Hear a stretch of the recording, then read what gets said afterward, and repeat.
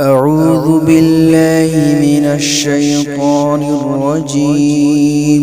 بسم الله الرحمن الرحيم. إن في خلق السماوات والأرض واختلاف الليل والنهار لآيات لأولي الألباب الذين يذكرون الله قياما وقعودا وعلى جنوبهم ويتفكرون في خلق السماوات والأرض ربنا ما خلقت هذا باطلا سبحانك فقنا عذاب النار.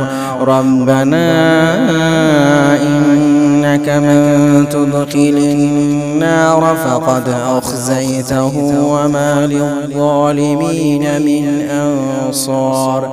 ربنا إننا سمعنا مناديا ينادي للإيمان أن آمنوا بربكم فآمنا.